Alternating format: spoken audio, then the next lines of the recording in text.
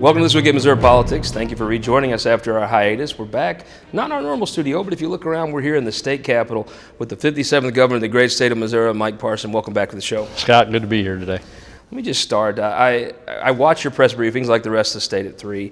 The one thing that really grabs me is you're the governor, you're the governor of the most diverse state in the union. And I hear at 3 o'clock the urban media demanding orders for stay-at-home orders for, what you had for breakfast almost. They want you to tell them. Well, when I leave here, I'm going to drive down 72 back to West Butler County, and all I'm going to hear is, when is it safe for us to go back to work? Do you have any idea today, this Sunday, when folks can go back to work? Yeah, I do. I think we're putting a plan in place today to try to make sure we get the economy going back in the state. We'll be talking about that a little later today also. But I think, if things continue to go like they're going, the pace they are, I think in the very near future, we're going to be able to bring people back to work, put people back to work in this state. And, it's a balancing act. You're going to get criticized one way or the other, whatever you do. But the reality of it is you can't keep people at home forever. And you got to really look at the data, the scientific facts, what's really happening in our state to make those decisions. But, we're in the process of that now. I think in the very near future, you'll see some people going back to work in this state. Probably different than the norm we were used to, but we're going to get people back to work. Let me ask you a question. I watched your initial response to this, which was to let some local leaders make some decisions. And you look at this very diverse and unique state of Missouri. Is there maybe a diverse and unique, maybe Missouri model that can take our friend, the Farm Bureau president, Gary Noakes down in St. Clair County, and make him happy? And then my friend Ann Schweitzer in the city of St. Louis. Is there one that maybe not makes them both happy, but can maybe work for both of them? Yeah, there is. You got to realize in Missouri, it's very difficult to make a blanket policy for our state. You've got the urban areas in there. You got Kansas City and St. Louis, both sitting on state borders, I might add.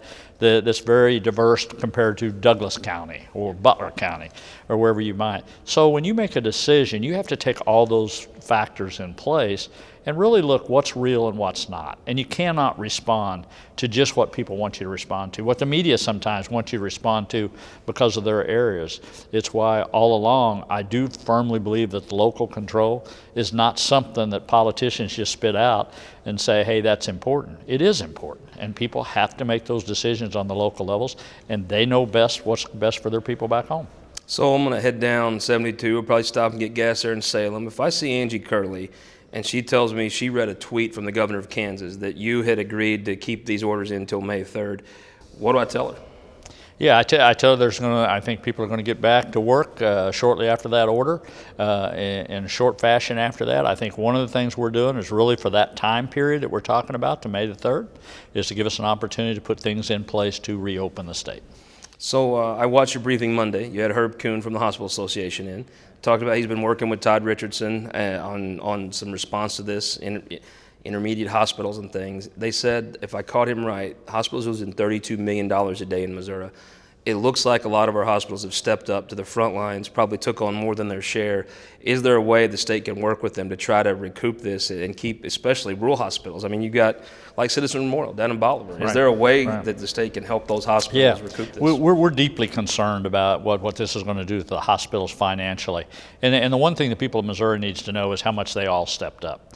What it meant to rural hospitals versus the big urban hospitals. What they've done to fight this virus is incredible. They really have. And you've seen hospitals convert 50 beds into ICU beds in weeks to be able to do it. Never been done before. But you also have an impact on that rural area when you shut down all the elective surgeries. Now all of a sudden there is no jobs there, and all of a sudden you've got some people in the medical profession losing their jobs because of that. But I'm thankful that Director Richardson has that rural background to him, that he understands that. He understands what the big urban areas are like. But we're trying to do everything. We get some funding out the door for them so they can keep their doors open. And then we hope that federal stimulus money is going to backfill some of that money for them. But look, there's not going to be a good scenario when we get out of this. Nobody's going to get made whole. So, I mean, if anybody's thinking that, it's just not going to happen. It's just going to be some tough times for Missouri, and we all got to face that. It really highlighted that Missouri divide, I think, more than anything I've ever seen, that you do have every decision. I guess you're in a crisis when every decision you make, a smart, well-intentioned person could argue both sides of it and have a good point. Yeah, we've never been through anything like this before in the state of Missouri. So as we went through this, everybody has an opinion. And early on, there was models, all these federal models that were coming out, all these think tanks, and frankly, were just totally inaccurate. That's why early on I seen, look, Missouri was going to have to take care of Missouri. We were going to have to get our own people and look at what data is real in Missouri. And I really just quit looking at the East Coast. I quit looking at the think tanks. I really found out, okay, how many ICU beds do I really have in Missouri? How many ventilators do I have in Missouri? How many people are going in the hospital? And more importantly, how many people are going out that we don't talk about very much? But when you look at the recovery rate of what this is, there is, promising things to this that we can handle it. We just got to be prepared for those areas now that we know the African American community we know is susceptible to this. So we got to prepare a little better for that. We got to prepare a little better for our nursing homes. We know where those hot spots can be real quick. So each day we get better of it, but each day it's a learning experience. But look, Missouri's done a good job compared to most other states. I truly believe that, and I think it goes back to hard work, common sense, trying to fight a problem, and we're united in that. And it doesn't matter what part of the state you live in. Nobody wants this virus killing people, and everybody's doing what they can to protect people. You mentioned that you need an adequate number of testing to have this data for Missouri to reopen the state. When you talk about that, where are you going to get those tests from? Yeah, I think there's a lot of things. I met with talked to the federal delegation yesterday. Talked about that with Senator Blunt. I do believe Abbott, some of the companies are out there. There are going to be more expansions to the testing. Look, but that testing that we want to make sure everybody's comfortable where everybody gets tested, that's months away. And I literally are going to have to try to figure out what testing will I have in the next 2 to 3 weeks. How do I implement that in the places we need, and then make decisions how you're going to move forward. But we can't wait for 3 or 4 months to engage in the economy until we get all the testing. So we're going to hope we get more tests and we're going to get a better idea. But look, we got to move forward. We've got to move this state forward, and we'll be prepared to do that. It's been a fortunate thing for me doing this show about the history of the state and going to each county. I've got a pretty good network of folks to call, and when I call them, even folks in your administration, in the legislature, local folks, they say the test, it's not that there's a big warehouse in Jeff City with all these tests that you're misering. The federal government has commandeered some of them, and the fact is they don't exist. How do you make those tests exist that don't exist? Yeah, and that's the real problem. That's the problem we've had all over the country, and we see that. And then all of a sudden you have FEMA out there actually taking some of the shipments scheduled to come to the different states, and they put them somewhere where they believe is the most important. And I get New York, I get New Orleans, but people in Missouri, we think it's awful important here. And the only California I care about is in Montauk County. Well, yeah, we may be about the same feelings on that, but I think the thing being is why early on we started focusing on Missouri. We knew we were going to have PPE shortages, and that's when 2 weeks ago, 3 weeks ago, we started reaching out to Director Dixon and said, look, I need some suppliers in Missouri to step up. I need them to remanufacture what they're doing. Plus, if they were shut down, what a perfect opportunity to do it and put people back to work. So all of that was a theory. The theme behind that, Scott, was to really, okay, we got to deal with the virus, but you couldn't just not only deal with the virus. You still had to work on the economy. You still got to figure out how you're going to get people back to work as soon as you can get them back safely. You were here in 2009 in the legislature when you had to make cuts. These cuts may make those cuts look tame. What is going to be your priorities in balancing this budget? Look, it's just like being at home. You've only got so much money to work with, and you can't go to the bank and just borrow money. So you've got to live within your means, and that's what the state's going to do. But there's going to be some drastic decisions to be made. But look, we'll get through this. The good side of that, although it's going to be tough the second quarter for sure, with the unemployment numbers, with the business, that's why it's so important to get the economy going.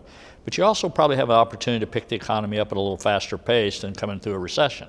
So that third and fourth quarter, if we don't have any setbacks, could probably improve better than what maybe we would expect it to. So, I'm clinging for the optimistic side of that to get people back into the workforce, but it's going to be tough. 2021, when these legislators come back and take a look at some of these real numbers that I'm seeing every day, there's going to be a little shell shock to it. The sooner you get folks back to work, I guess, then the better that number's going to be. For multiple reasons. We talk about the economy all the time, and I get that, how devastating it is. And people in Missouri, they're not going to be one sitting in them houses too long until they're going to want to get out, they're going to be active, and they're going to want to do things.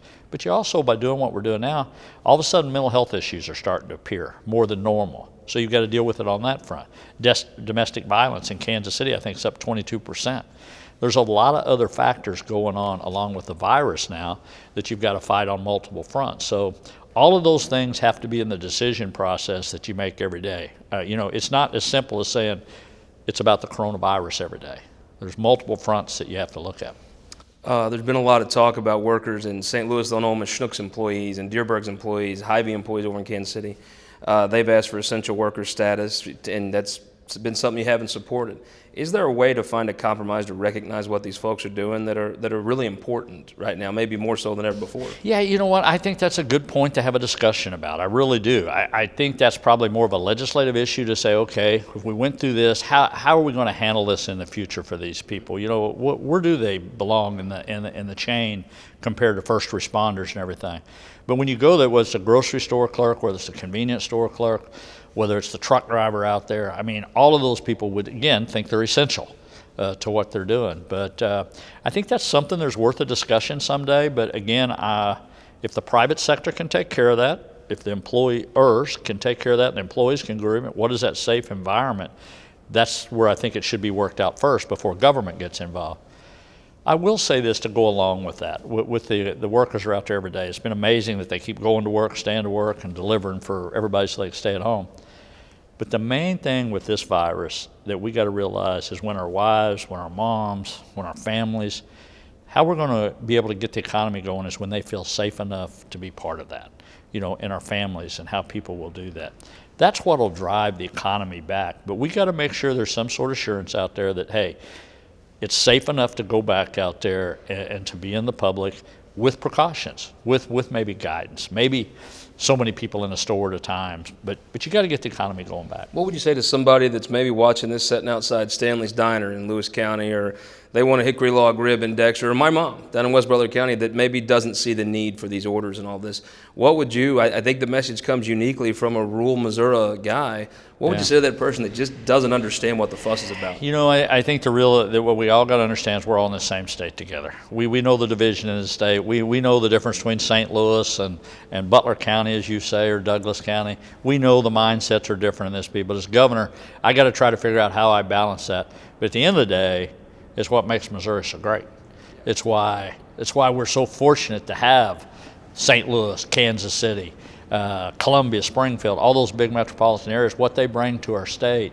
When it comes to all aspects of it, whether it's sports, whether it's city life, I mean, we like to go up there and have a little taste of that sometime from rural Missouri. We might not want to stay, but we want to go up there and see that. But that's part of Missouri. That's who we all are. People, when people go from the urban areas, they like going to the country. They like going down there. They like camping. They like going to the lakes. They like doing things. So I think it's always the thing you got to be careful about being governor, as much as, I know where my roots come from, but I realize as governor how important the entire state is. And I want the entire state to do good. So your mom, your grandma's back there saying, hey, what are we doing this for? Well, we're doing it for each other. We're doing it for individuals across this state, no matter where we live, to make our state better than any other state in the nation. We'll be right back for our second segment this week of Missouri Politics after this. But first, I want you to go to showmissouri.com. Learn the history of the state one county at a time. You learn about St. Clair County and why they might not trust the government much after General Order 11. And we'll be right back with a man adding a couple of chapters of history of Polk County after this.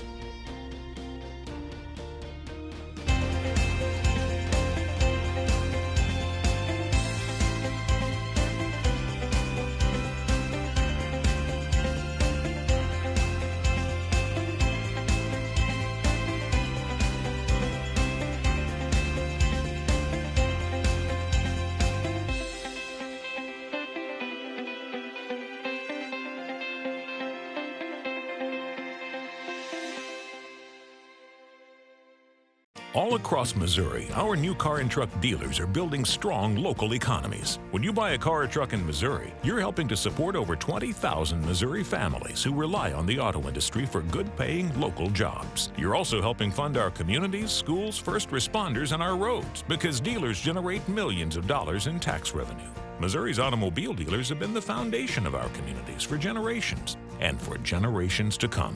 The Missouri Automobile Dealers Association. Your energy needs are changing. That's why at Ameren, Missouri, we're not waiting on the future. We're building it with the Smart Energy Plan, advancing thousands of projects across the state, helping reduce emissions through cleaner energy sources, boost reliability with self-healing equipment, and better withstand storms with new composite poles. Moving Missouri forward and bringing us all a little closer together.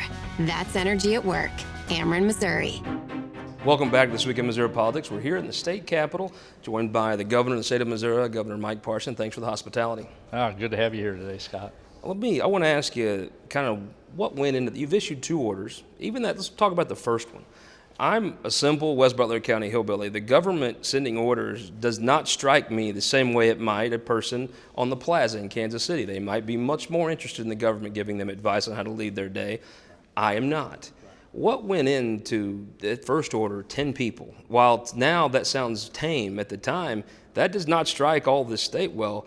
What went in with you and your staff in making both of those orders? You know, I think early on when we did the 10-person, the 6-foot, the social distancing, basically that basic formula, one, it was important for me not to shut things down at that time till we really filled out what's really happening here.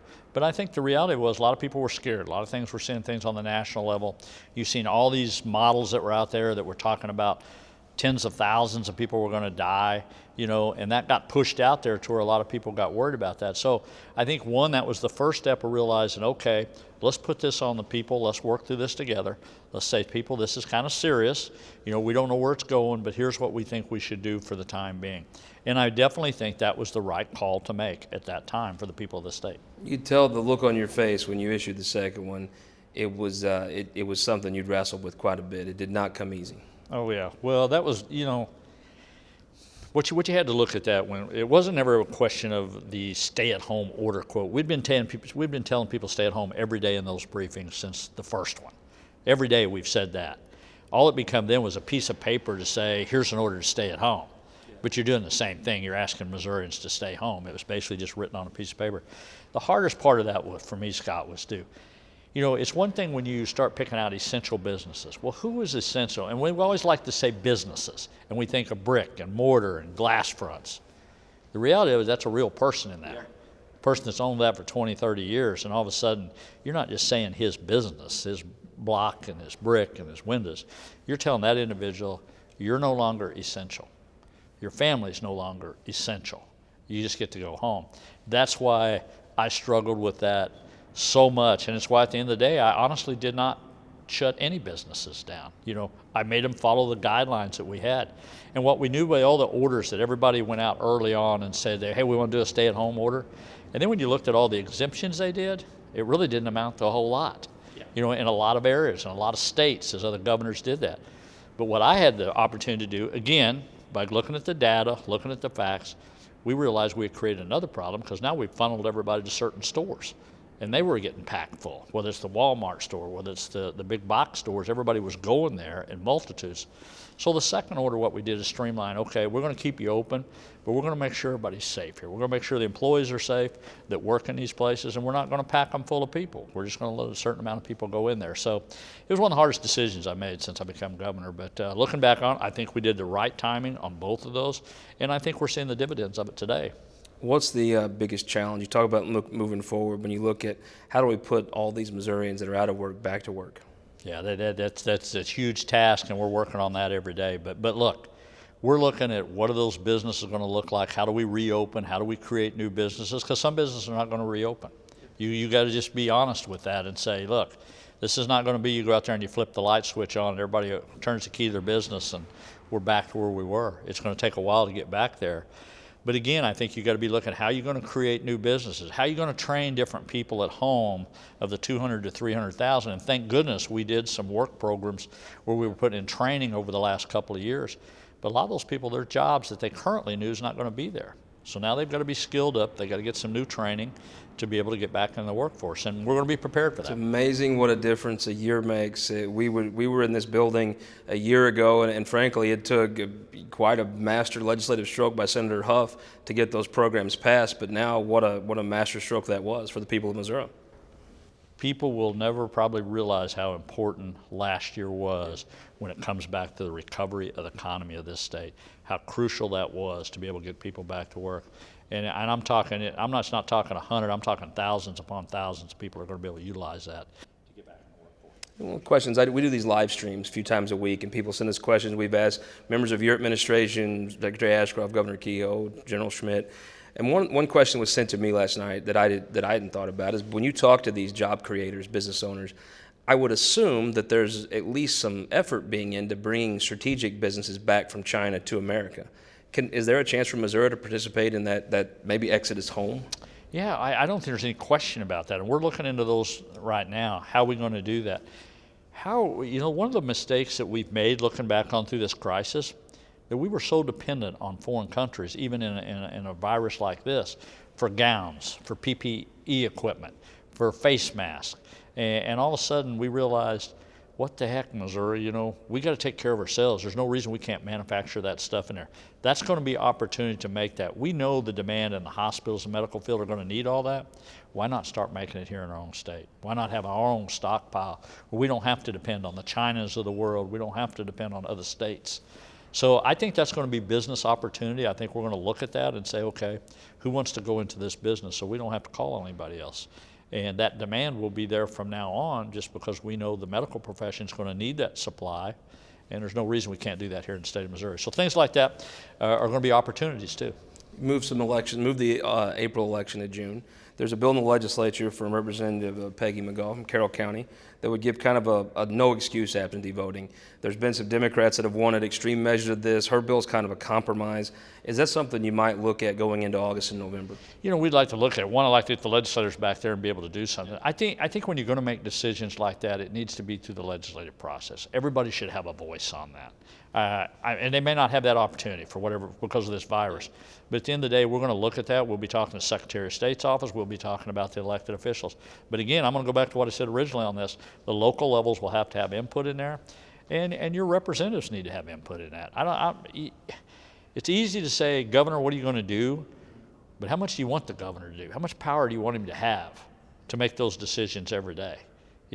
We're waiving 300 regulations and laws right now, over 300 now, trying to make things good. But, you also got to be careful what you wish for sometimes, because no one individual, you got to be careful just giving all the power to one individual. Of those regulations you've got rid of, or some of them you've had a chance to look and think, okay, we want to keep this one going forever?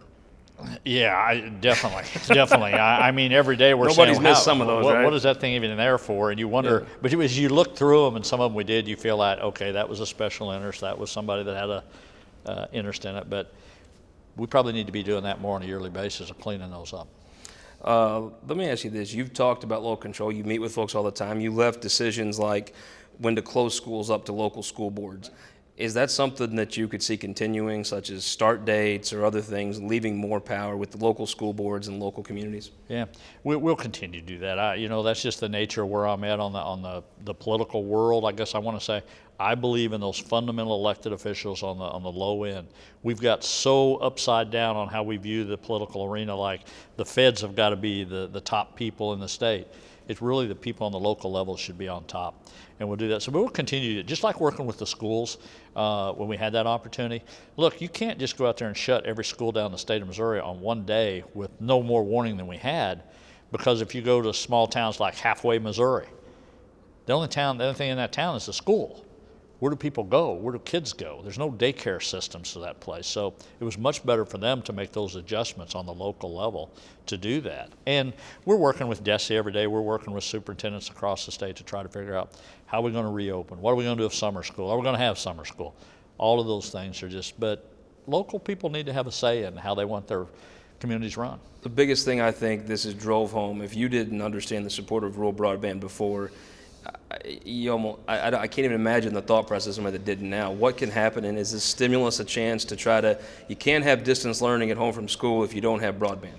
Yeah, it's one of the things, the state of Missouri, I had no idea how bad it was till I became governor of the state of Missouri, and I've been around here and I've heard lots about it.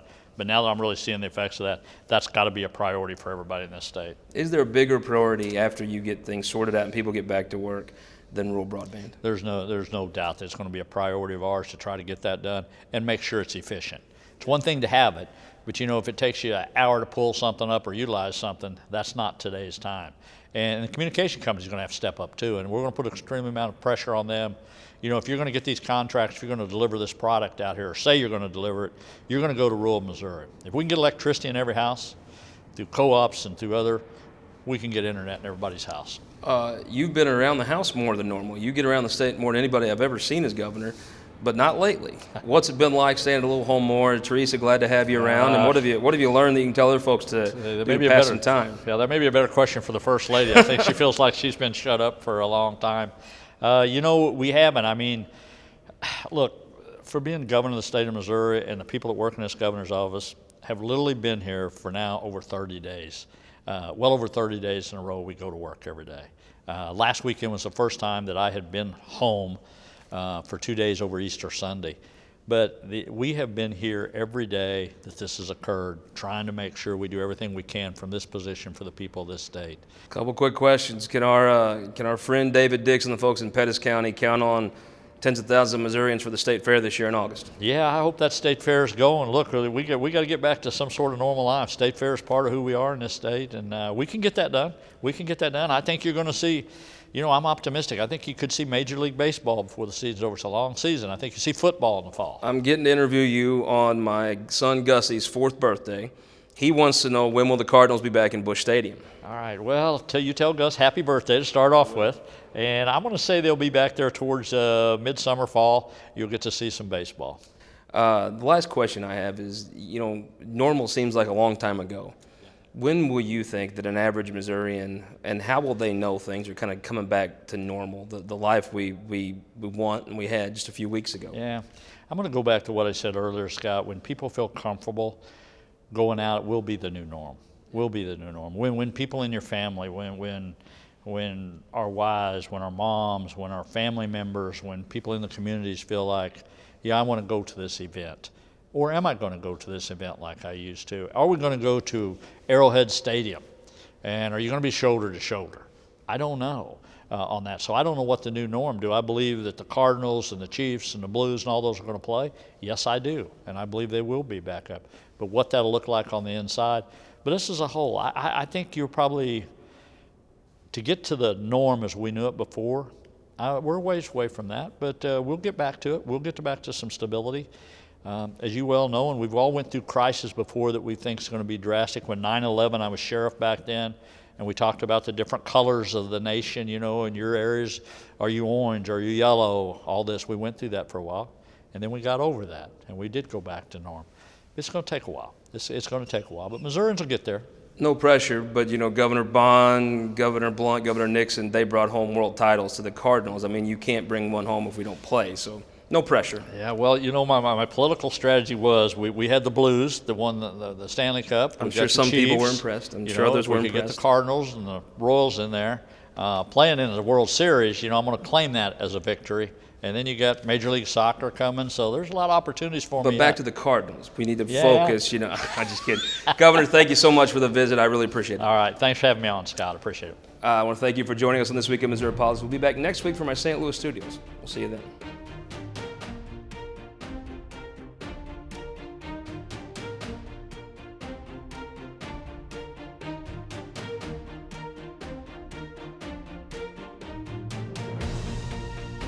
This Week in Missouri Politics, sponsored by the Missouri Association of Career Fire Protection Districts, SPIRE, and Sterling Bank.